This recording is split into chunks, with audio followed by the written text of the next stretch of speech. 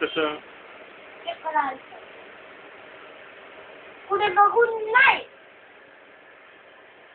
चक्कर आलं. सरळ चक्कर आलं.